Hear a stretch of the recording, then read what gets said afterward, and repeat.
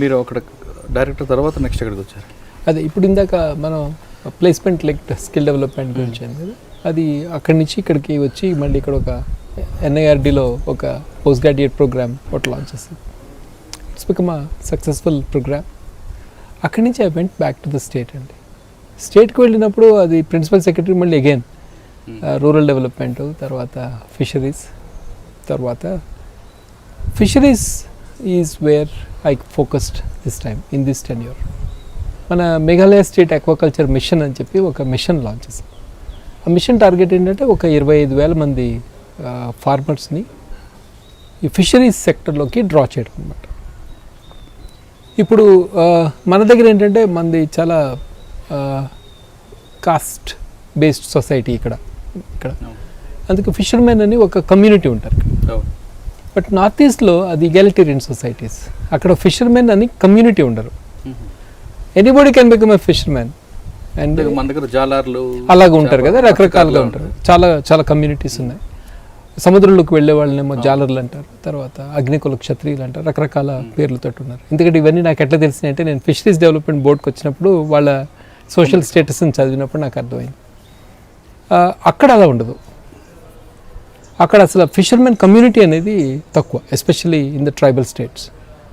కానీ అందరికీ ఫిష్ చాలా favourite food. And there was a net deficit of about 25,000 metric tons. డిమాండ్కి సప్లైకి ఉండే గ్యాప్. 1,000 పౌండ్ స్కీమ్ నేను ఫస్ట్ టెన్యూర్లో లాంచ్ చేసిన 1,000 పౌండ్ స్కీమ్ నేను ఒకసారి రివ్యూ చేసి చూస్తే it was successful, but the demand was very very high. అసలు demand we're not able to meet at all.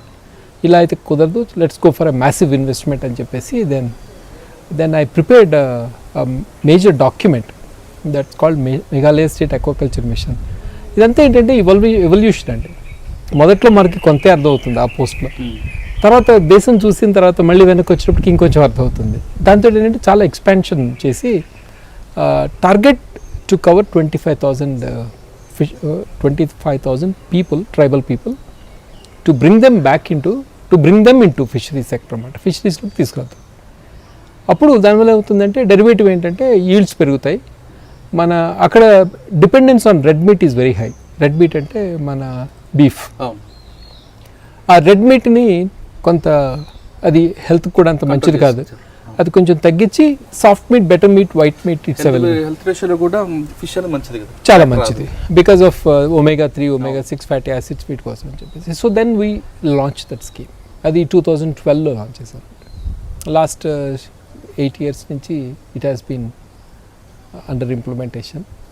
ఇప్పుడు అబౌట్ 23,000 ఫిష్ ఫార్మర్స్.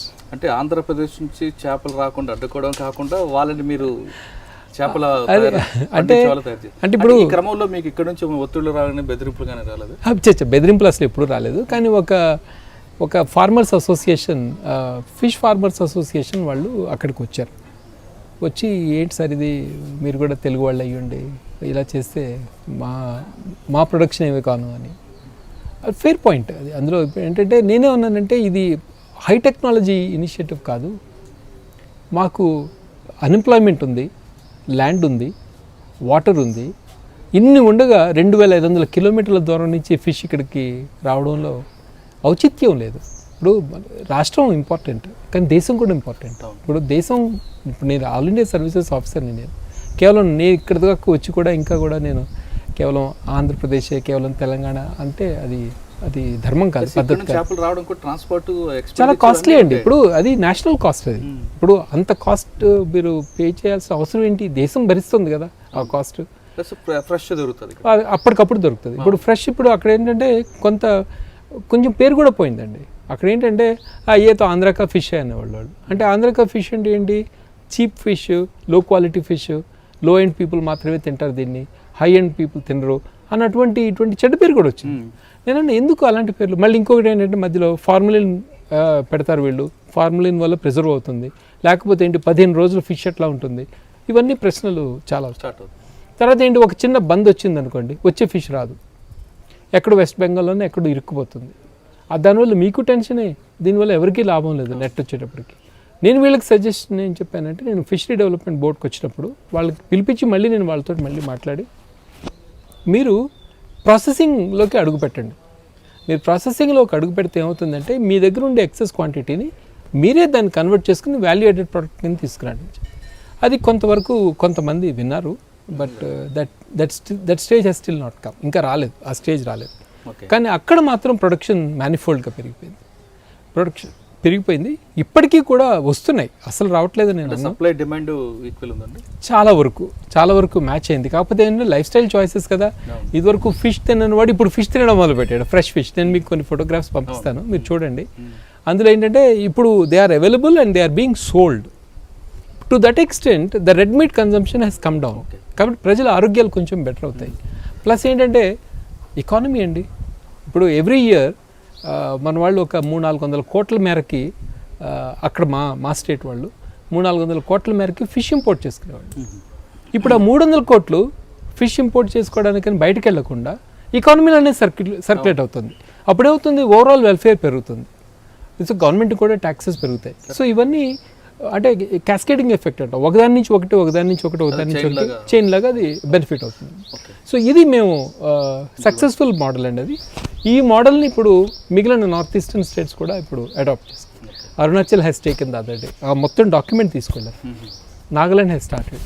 సో దీనివల్ల ఏమవుతుందంటే దేశం ఓవరాల్గా ప్రోగ్రెస్ అవుతుంది, which is far more important. Always countries first. Next ఎక్కడ post వచ్చారు? అది ప్రిన్సిపల్ సెక్రటరీ ఫిషరీస్ అది అయిన తర్వాత then I came to fisheries development board. అప్పట్లో ఏంటంటే ఈ దేశంలో ఫిషరీస్ డిపార్ట్మెంట్లో ఐఏఎస్ ఆఫీసర్లు ఎవరు పనిచేయరు. ఐఏఎస్ ఆఫీసర్లు పనిచేయాలి ఫిషరీస్లో అంటే అదేంటి నన్ను తీసుకెళ్ళి ఇందులో పడేశారు అన్న కొంచెం ఉంటుంది. నన్ను తీసుకెళ్ళి ఇందులో ఇండస్ట్రీస్లో పెట్టాలి అంటే నేను ఏ డిపార్ట్మెంట్ అడగను కాబట్టి నాకు ఒక డిపార్ట్మెంట్ ఇస్తే ఆ department has become they threw me in a dustbin and dustbin became so very important. Then everybody said మాకు డస్ట్బిన్ పోస్టింగే కావాలి, ఆ పోస్టింగే కావాలి, which is very fine at the end of the day. So then I came back. ఇక్కడ national fisheries development board అని ఉంది, మీరు ఎయిర్పోర్ట్కి వెళ్తా ఉంటే రైట్ హ్యాండ్ సైడ్ ఒక విచిత్రమైన చాప్ షేప్లో బిల్డింగ్ ఉంటుంది. I use to live in that gut of that particular దాంట్లో నాకు పోస్టింగ్ ఉండింది. And I work there for about 2 years. Then I went back to the state again. మేఘాలయకి వెళ్ళినప్పుడు agriculture production commissioner కింద posting ఇచ్చారు. అది fisheries development board వచ్చినప్పుడు then articulated the concerns. అంటే దాని మోస్ట్ ఇంపార్టెంట్ థింగ్ ఏంటంటే ఫిషరీస్కి ఒక మినిస్ట్రీ లేదండి. అసలు ఫిషరీస్ లాంటి 40,000 కోట్లు మీకు సంవత్సరానికి తిరిగి వచ్చేప్పుడు ఫారిన్ ఎక్స్చేంజ్ తెచ్చే డిపార్ట్మెంట్కి మీ యాన్యువల్ ఇన్వెస్ట్మెంట్ ఎంత? గవర్నమెంట్ ఆఫ్ ఇండియా 300 కోట్లు. ఈ 40,000 కోట్లు ఏంటి, మీరు ఇచ్చే 300 కోట్లు ఏంటి? అసలు how the sector is being neglected. అదొక్క సింగిల్ పాయింట్ ఎజెండా నేను నా మైండ్లో పెట్టుకున్నాను. I kept on articulating at various points of time. Representations, ఈ అసోసియేషన్స్ వాళ్ళందరినీ కలిసి వాళ్ళందరినీ, బాబు మీరు కొంచెం రిప్రజెంటేషన్ ఇవ్వండి, లెటర్ సెండ్ ఇట్ అని చెప్పి, తర్వాత మీ యాంగిల్లో కూడా మీరు కొద్దిగా ప్రెషర్ తీసుకురండి అని చెప్పేసి. ఇట్ టుక్ 3 years అండి. మొన్న ఒక 1 year బ్యాక్ ప్రధానమంత్రి గారు అనౌన్స్ చేశారు a separate ministry for fisheries. First time in Indian independence, post Indian independence, first time it has happened. నేనున్నప్పుడు జరగలేదు, though articulation started during my time. అది టేక్స్ టైం అండి, ఎందుకంటే దానికి ఒక సైకిల్ ఉంది. ఏదన్నా సరే అది అందరి మైండ్లోకి వెళ్ళాలి. ఓకే, ఇది లెజిటిమేట్ డిమాండే కదా అన్న ఫీలింగ్ వాళ్ళకి రావాలి. వచ్చిన తర్వాత దానికి సరిపడా రిసోర్సెస్ తెచ్చుకోవాలి. కాబట్టి బడ్జెట్లో నిర్మలా సీతారామన్ గారు అనౌన్స్ చేశారు.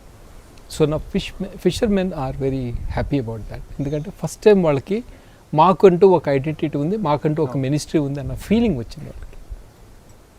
అది చాలా happy moment for me personally. It's a happy moment for మీ.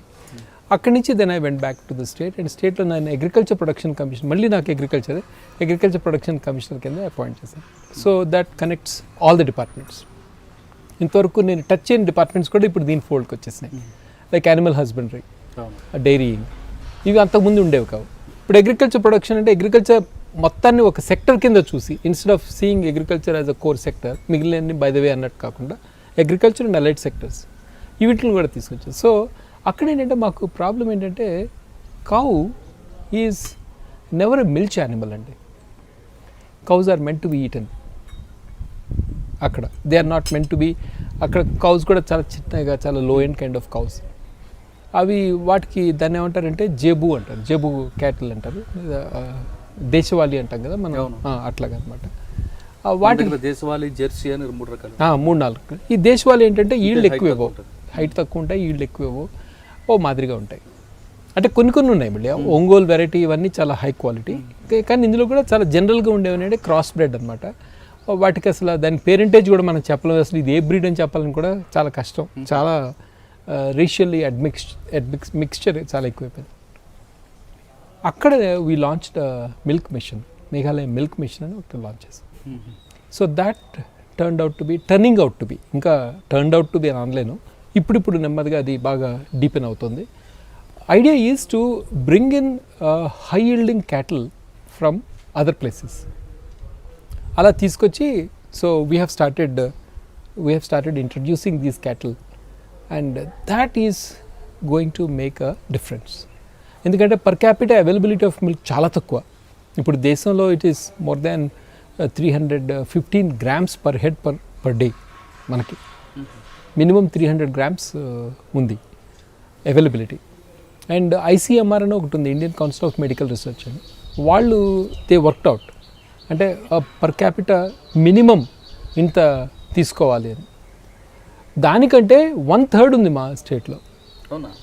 కాబట్టి ఏంటంటే మాల్న్యూట్రిషన్ చిల్డ్రన్లో మాల్న్యూట్రిషన్ చాలా పెరిగిపోతుంది. అంటే మిల్క్ లేకపోతే అవుతుందంటే బోన్ ఫార్మేషన్ సరిగ్గా ఉండదు, స్టంట్ అయిపోతారు. కొంతమంది అయితే అది వేస్టెడ్ అయిపోతారు. అంటే ఏంటంటే they are not, it's irreversible anymore. ఒక ఏజ్ వచ్చిన తర్వాత ఇంక మీరు వెనక్కి తగ్గిపోతాయి. కాబట్టి వీ వాంటెడ్ టు ఇంట్రడ్యూస్. పాలు సరఫరా ఉందంటారా? లోకల్ ప్రొడక్షన్ లేదు, సరఫరా కొంచెం బయట నుంచి వస్తుంది. అది కూడా అర్బన్ ఏరియాస్ మాత్రమే వస్తాయి, షిలాంగ్, గువాహటి. అదే అలాగే ఇంకంతే. పిల్లలకి పాలు లేవు, అందుకే మాల్ న్యూట్రిషన్ చాలా ఎక్కువ. మాది జస్ట్ 1 notch అబౌవ్ బీహార్. మాది అంత వర్స్ట్ సినారియో అక్కడ చైల్డ్ న్యూట్రిషన్లో.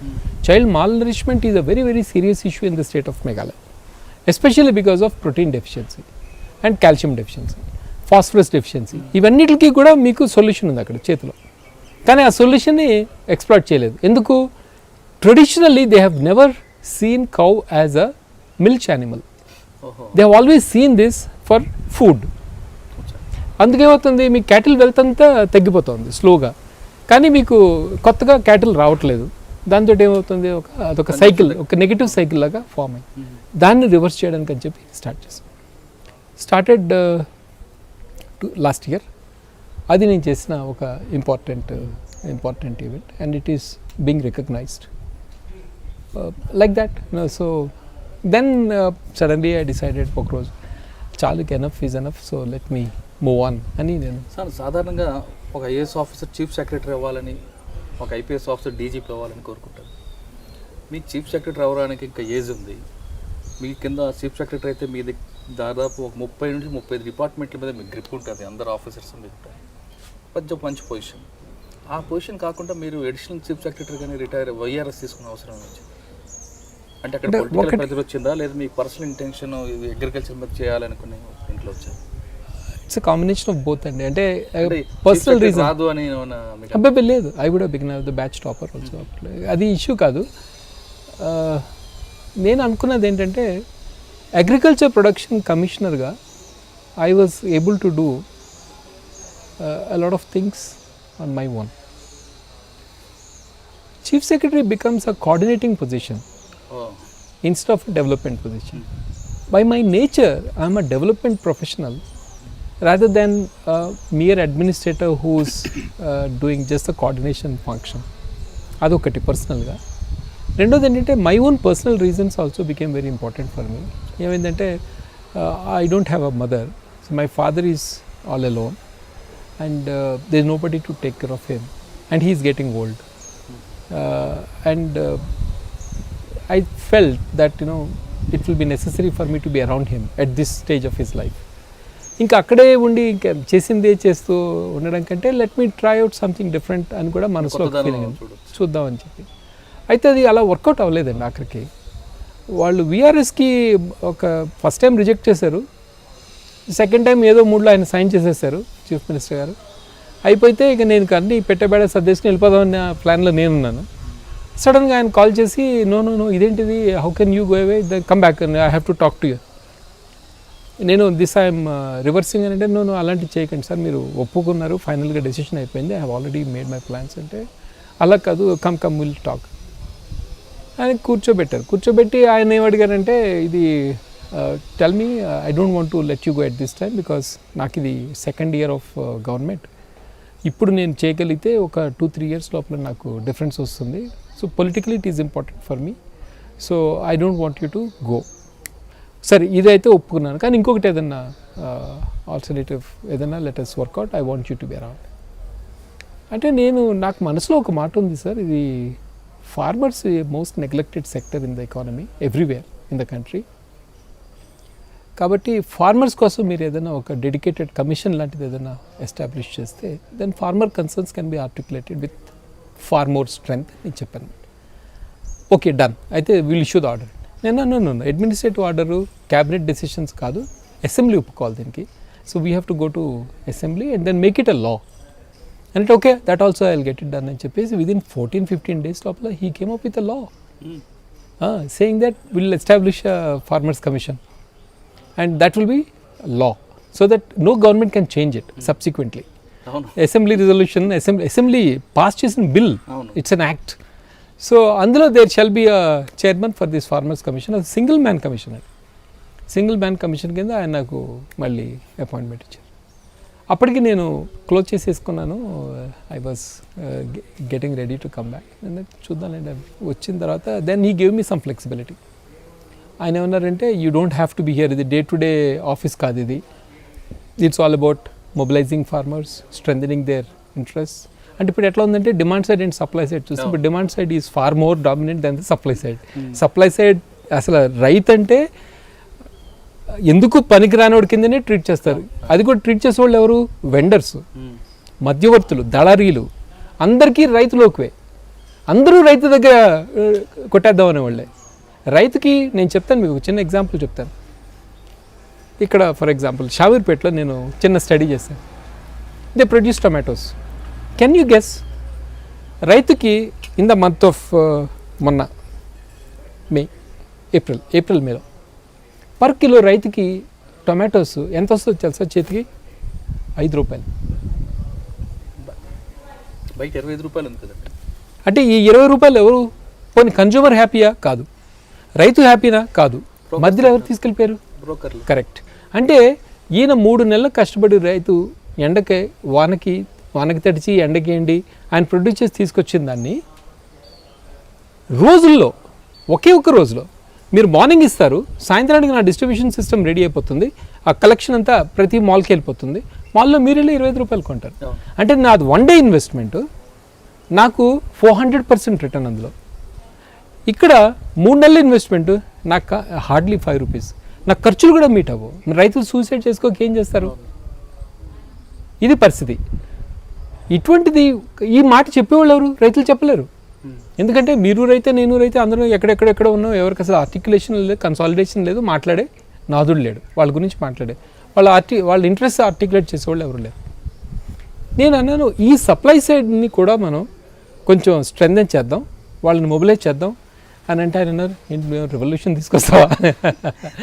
అఫ్కోర్స్ అలాంటిది కాదు, but let us do it in a nice way, positive way అని అంటే ఓకే డన్ గో హెడ్ అని చెప్పేసి then this happened and then he appointed me.